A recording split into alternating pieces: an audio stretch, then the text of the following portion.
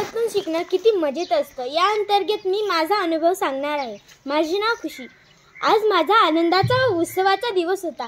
त्याच मजेत मी शाळेत गेले आणि शाळेत गेल्यानंतर आम्ही रस्त्याने निघालो आणि रस्त्याने निघत असताना आम्ही आनंदात हसत बागडत वनभोजनला त्या ठिकाणी पोहोचलो। ते ठिकाण पाहताच माझं मन अगदी आनंदित झालं। नंतर आम्ही त्या ठिकाणामधील झाडे बघितलं तेव्हा आम्हाला खूप आनंद झाला। नंतर त्या झाडाभोवती आम्ही फेऱ्या मारत होतो। नंतर आम्ही खाली बसलो। खाली बसल्यानंतर काही मुलं व मुली काड्या वेचत होत्या। नंतर मुलं चुली मांडत होते। चुली मांडल्यानंतर आम्ही त्यामध्ये जाळ लावला। नंतर आम्ही सर्व मुलं व मुली भाकरी टाकत होतो।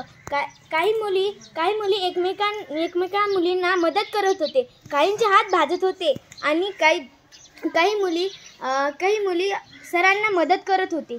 मला आजचा दिवस गुरुवारचा दिवस माझा खूप आनंदाचा होता। आणि मित्रांनो, तो दिवस आता मी माझ्या आठवणीत राहू देणार आणि मी त्या दिवसाला कधी विसरणार नाही।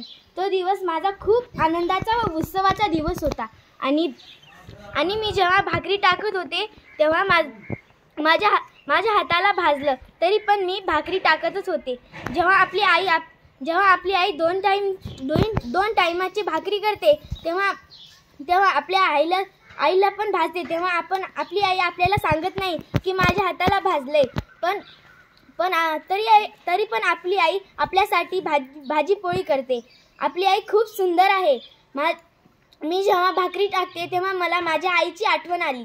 आणि मित्रांनो, मी तुम्हाला सांगते की आपण त्या गुरुवारच्या दिवशी आपण तिथं गेलो होतो, ते दिवस आपण कधी विसरायचं नाही असं मी तुम्हाला सांगू इच्छिते। धन्यवाद।